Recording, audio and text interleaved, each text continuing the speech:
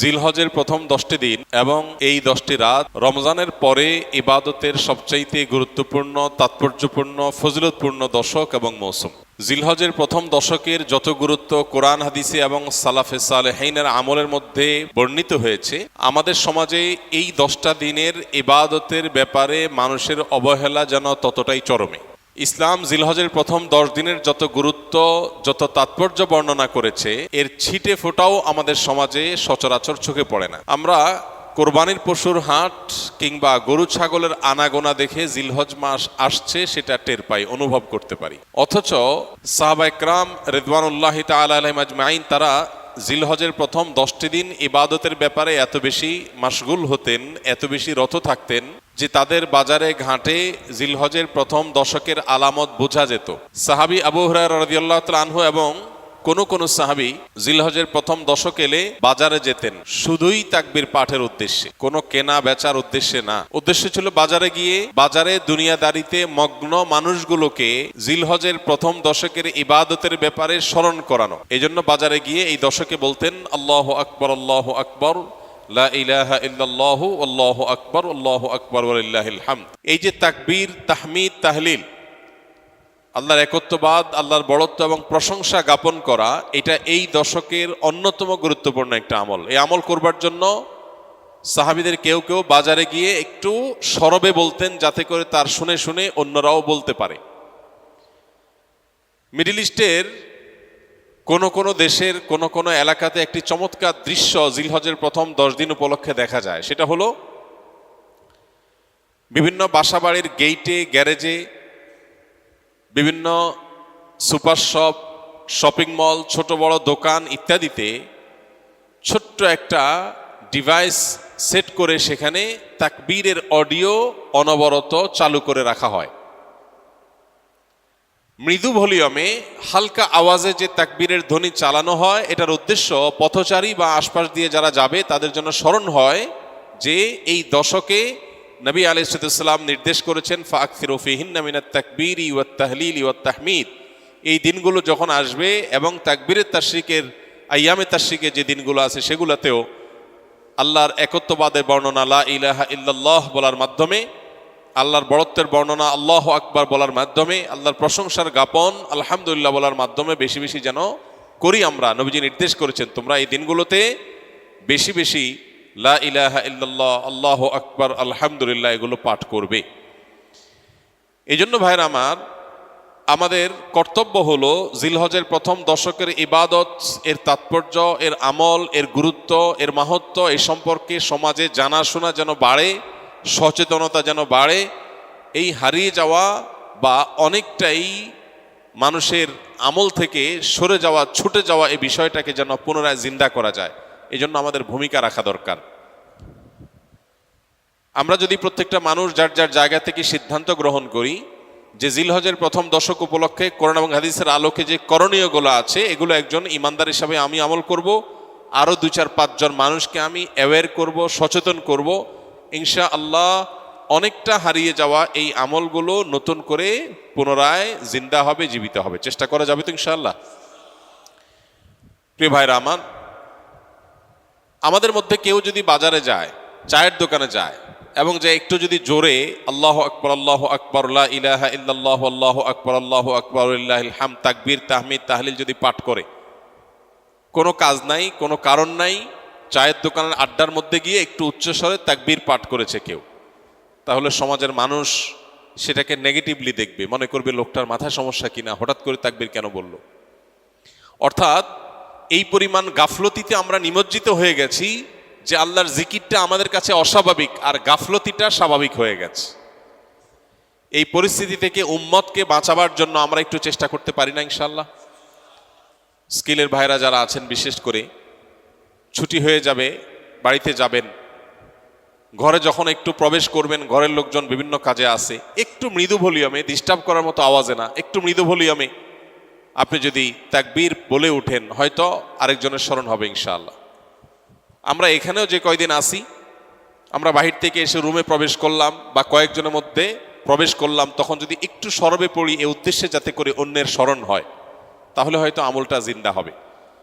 জিলহজের প্রথম দশক উপলক্ষে আমাদের সবগুলো মনিটরে ইনশাআল্লাহ এই দশকে তাকবীরের ধ্বনি উচ্চারিত হতে থাকবে মৃদু ভলিউমে, যাতে করে অন্যদের স্মরণ হয়।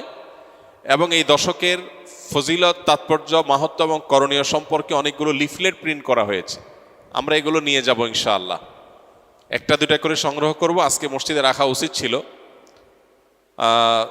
পরবর্তীতে আমরা মসজিদে রাখা হয়েছে কিনা নিয়ে আসতেছে। যদি নিয়ে আসে তাহলে সেক্ষেত্রে ভালো, এটা আগে থেকে আনা দরকার ছিল। তো এই লিফলেটগুলো আমরা ইনশাআল্লাহ যার যার জায়গা থেকে নিয়ে যাব। আর আমাদের সকল প্রতিষ্ঠানে আসুন্নাহ ফাউন্ডেশন থেকে আমরা একটা ফেস্টুন প্রিন্ট করেছি, 2 সাইজের, একটা ছোট আর একটা বড়। এই ফেস্টুনগুলো আমরা প্রত্যেকটা প্রতিষ্ঠানের একেবারে প্রবেশদ্বারে বা এমন জায়গায় যেখানে সবার অনবরত চোখ পড়বে সেখানে আমরা ঝুলিয়ে রাখবো। এই সবগুলোর উদ্দেশ্যই হলো জিলহজের প্রথম দশককে আমরা ইবাদত এবং আমলের একটা দশকে পরিণত করব ইনশাআল্লাহ। রমজান মাসে আলহামদুলিল্লাহ কম হোক বেশি হোক, ভুল হোক ভালো হোক মন্দ হোক, মিলিয়ে ঝুলিয়ে আমল করার একটা চেষ্টা আমাদের সমাজে আছে। কিন্তু জিলহজের প্রথম দশক উপলক্ষে নেক আমল বা ইবাদতের তেমন কোনো কাজ দেখা যায় না। কাজ একটাই, কোরবানির গরু ছাগল কেনা বেচা। এছাড়া এই দশকের আর কিছু চোখে পড়ে? চোখে পড়ে না। আপনারা বিভিন্ন এলাকার মানুষ আছেন, আমি আপনাদেরকে উদাত্ত আহ্বান রাখতে চাই, অনলাইনে আমাদেরকে যারা শুনছেন তাদেরকে উদাত্ত আহ্বান রাখতে চাই। অনেক কোরবানির গরু ছাগলের হাটে মাইক লাগানো হয় নানান ঘোষণা, অ্যানাউন্সমেন্ট ইত্যাদি করার জন্য। আমি লক্ষ্য করেছি খুবই দুর্ভাগ্যজনকভাবে যেই কোরবানির পশু কেনা বেচার হাটের অর্থনৈতিক সুফল বিপুল পরিমাণে, আর্থসামাজিক উপকারিতা অনেক বেশি, এটাকে ঘিরে হাজার হাজার লক্ষ লক্ষ মানুষের জীবিকার ব্যবস্থা হয়। এই দেশ পশু পালনে অনেকটা স্বয়ংসম্পন্ন, পশুর গোশত যতটুকু আমাদের প্রয়োজন হয় তার জন্য স্বয়ংসম্পূর্ণতা অর্জন করেছে শুধু কোরবানির খাতিরে। সারা বছর একটা বাছুর লালন পালন করার পর বা 2 বছর লালন পালন করার পর যখন বাজারে বিক্রি করে কেউ একজন গরিব মানুষের সংসার পালার মতো টাকা হয়ে যায়। বহু মানুষের জীবিকা এই কোরবানির এই ইবাদতের মাধ্যমে আল্লাহ তাআলা ব্যবস্থা করেছেন। কোরবানির এই আমলটা যেখানে একটা ইবাদত, আল্লাহর গুরুত্বপূর্ণ একটা নির্দেশ।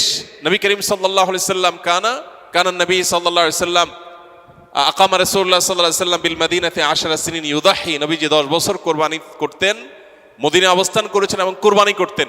শুধু বিদায় হজের সময় তিনি হজের সফরে ছিলেন, বাকি বছরগুলোতে তিনি মদিনা থেকে প্রতি বছর কোরবানি করতেন। তো কোরবানির এই আমলটা যেহেতু একটা ইসলামিক কাজ, একটা ইবাদত, সেই ইবাদতকে ঘিরে যে হাট বা বাজার হয় সেখানকার মাইকে গান এবং বাজনা বাজানো হয়, এর চেয়ে দুর্ভাগ্যজনক বাস্তবতার কি আছে? তো আপনাদেরকে আমরা উদাত্ত আহ্বান রাখতে চাই, এইসব মাইকে বিভিন্ন অ্যানাউন্সমেন্ট করতে হয়, বিভিন্ন ঘোষণা দিতে হয়, সেটা দেওয়া হোক। পাশাপাশি বাকি সময়গুলোতে মানুষের অ্যাটেনশন গ্রো করার জন্য গান বাজনা নয়, তাকবীরের ধ্বনি উচ্চারিত হোক। আমরা ইনশাআল্লাহ দাওয়াতের নিয়তে, মাস্তানি না, কিসের নিয়তে? দাওয়াতের নিয়তে এরকম হাট বাজারগুলোতে যারা দায়িত্বশীল আছেন তাদেরকে গিয়ে যদি ফাউন্ডেশন একটা লিফলেট দেই আর একটু হাতে পায়ে ধরে আল্লাহর ভয় দেখাই যে আপনি যে গান বাজাচ্ছেন এই গান শুনে যত মানুষ গুনাহগার হবে, এই হারাম মিউজিকের কারণে যত মানুষ গুনাহগার হবে, আপনি দায়ী হবেন। মানুষ এসছে ইবাদতের একটা কাজের জন্য, পশু কেনার জন্য, আপনি তাকে গুনাহ করতে বাধ্য করছেন, এটা হয় না। এলাকার ওলামা একরাম যাদের প্রভাব আছে, যাদের সামাজিক অবস্থান আছে, সেরকম ভালো 2-4টা মানুষকে সাথে নিয়ে আমরা দাওয়াতের উদ্দেশ্যে বললাম। আমাদের কথা যদি কেউ আমল নাও করে সওয়াব তো আমরা পেয়ে যাব ইনশাআল্লাহ। চেষ্টা করা যাবে না ইনশাআল্লাহ? আমরা যদি এটা কেউ করতে পারি, পরবর্তীতে ছুটির পরে এসে বাইজিদের কাছে আপনারা রিপোর্ট করবেন কে কোন বাজারে এই আমলটা করাইতে পারছেন, পারলে ভিডিও করে রেখে দিবেন। আমি ইনশাআল্লাহ ছুটির পরে, আমি হজের সফর থেকে ফিরে আসার পরে আপনাদের মধ্যে যারা এই কাজটা করতে পারবেন আমি আলাদা করে তাদেরকে পুরস্কার দেবো ইনশাআল্লাহ। আর আমার পুরস্কার আর কি, আল্লাহ রাব্বুল আলামিন সবচেয়ে বড় পুরস্কার ইনশাআল্লাহ দিবেন। চেষ্টা করা যাবে না ইনশাআল্লাহ? তো আমরা দাওয়াতের নিয়তে এই পরিকল্পনাটা করব যে কোরবানির পশুর হাটে গান বাজনা নয়, তাকবীর উচ্চারিত হওয়া উচিত। মানুষকে নরমের সাথে যুক্তি দিয়ে বোঝাতে হবে, রাগারাগি না, মানুষের সাথে ব্যবহার খারাপ করা না, দাওয়া হতে হবে সুন্দরভাবে। চেষ্টা করা যাবে না ইনশাআল্লাহ? একটা লিফলেট নিয়ে গেলেন কোরবানির পশুর হাটে, যে জায়গায় লাগাইলে কারোর ক্ষতি হবে না, কারোর ওয়ালে পারমিশন ছাড়া লাগাইলে তিনি কষ্ট পাবেন, নিষেধ করা আছে, এরকম জায়গায় না। যেখানে লাগালে কারোর কোনো অসুবিধা হবে না এরকম জায়গায়। কোনো একজন রিক্সা চালক ভাই তিনি সম্মতি দিয়েছেন তার রিক্সার পেছনে লাগাতে, তাহলে তার অনুমতি নিয়ে তার পেছনে লিফলেট লাগাই দেন, যাতে করে এটা দেখে 10 জন মানুষ আমল করে। একটা হারিয়ে যাওয়া সুন্নাহকে, একটা হারিয়ে যাওয়া বা বেশ কয়েকটা হারিয়ে যাওয়া আমলকে আমরা সমাজে পুনরায় জীবিত করার জন্য যদি কাজ করি, তাহলে আমাদের মর্যাদা আল্লাহর কাছে কত বেশি, এই বিষয়ে বহু হাদিস বর্ণিত হয়েছে। আমরা সেই মর্যাদা অর্জন করার চেষ্টা করতে পারি না ইনশাআল্লাহ? এই জন্য ভাইরা আমার, যারা এই কথাগুলো আমরা শুনছি অনলাইনে অফলাইনে, আমরা আরো কয়েকজনের কাছে পৌঁছে দিব। জিলহজের প্রথম দশক শুধু কোরবানির পশু কেনা বেচার দশক নয়, এই দশক ইবাদতের দশক, এই দশক আমলের দশক। নবী করিম সাল্লাল্লাহু আলাইহি সাল্লাম বলেছেন, মা মিন আইয়ামিন আল আমালুস সালিহু ফিহিন্না হাব্বু ইলাল্লাহ মিন হাযিহিল আইয়াম। কিলা ইয়া রাসূলুল্লাহ ওয়ালাল জিহাদু ফি সাবিলিল্লাহ? ক্বাল ওয়ালাল জিহাদু ফি সাবিলিল্লাহ। নবীজি সাল্লাল্লাহু আলাইহি সাল্লাম বলেছেন, জিলহজের এই 10 দিন, পহেলা জিলহজ থেকে 10ই জিলহজ পর্যন্ত এই 10টা দিন নেক আমল করলে আল্লাহর কাছে এর মর্যাদা, মাহাত্ম্য, ফজিলত এত বেশি যে অন্য কোন সময়ের অন্য কোন আমলে আল্লাহ এত খুশি হন না বা আল্লাহর কাছে এত প্রিয় না। এই দশকের ভালো কাজ আল্লাহর কাছে যত বেশি প্রিয়। সাহাবীগণ জিজ্ঞাসা করলেন, হে আল্লাহর রাসূল, অন্য সময় আল্লাহর রাস্তায় জিহাদ করলে যে বিপুল ফজিলত, সেটার মর্যাদাও কি এই দিনের চাইতে বা সেটাও কি আল্লাহর কাছে বেশি প্রিয় না? নবীজি বলেছেন, না, ওয়ালাল জিহাদু ফি সাবিলিল্লাহ। অন্য সময় জিহাদ করেও আল্লাহর কাছে এই দশকে নেক আমলের সমান সওয়াব পাওয়া সম্ভব না বা আল্লাহর প্রিয় নয়। তবে অন্য সময় যদি কেউ জিহাদ করতে বের হয়ে তার জান মাল সব কোরবান করে দেয়, তার কথা ভিন্ন, তার সাথে কারো কোনো তুলনা নেই। তাহলে ভাইরা আমার, এই দশকে নেক আমলের ব্যাপারে নবী আলাইহিস সালাম এত বেশি গুরুত্ব আরোপ করেছেন, এত বেশি গুরুত্ব দিয়েছেন, আল্লাহ তাআলার কাছে সবচেয়ে বেশি প্রিয়। এই জন্য এই দশকে আমরা নেক আমল করার চেষ্টা করবো তো ইনশাআল্লাহ। এই দশক উপলক্ষে আমরা 10টি কাজ করব। নাম্বার 1, এই দশক উপলক্ষে সাধারণ যে নেক আমলগুলো আছে, রুটিন যে ভালো কাজগুলো আছে, এগুলো বেশি বেশি করব। কারণ এই যে মাত্র যে হাদিসটা শুনলাম যে এই দশকের ভালো কাজ আল্লাহর কাছে সবচেয়ে বেশি প্রিয়, অতএব আল্লাহর কাছে যেহেতু সবচেয়ে বেশি প্রিয়, রমজানের পরে, রমজান তো মাস হিসাবে সবচেয়ে সেরা, দিন হিসাবে সবচেয়ে সেরা এই দশক, এই দশকের আমল যেহেতু আল্লাহর কাছে বেশি প্রিয়, অতএব এই দশকে যে কোনো ভালো কাজ, 5 ওয়াক্ত নামাজ পুরুষরা জামাতের সাথে তাকবীরুল্লাহর সাথে যতটা গুরুত্বের সাথে সম্ভব পড়ব, আর মহিলারা সময় মতো যথাসম্ভব উত্তম উপায়ে আমরা নামাজ পড়ব। এর বাইরে নফল নামাজগুলো পড়ার চেষ্টা করবো, ইশরাক তাহাজ্জুদের চেষ্টা করবো ইনশাআল্লাহ।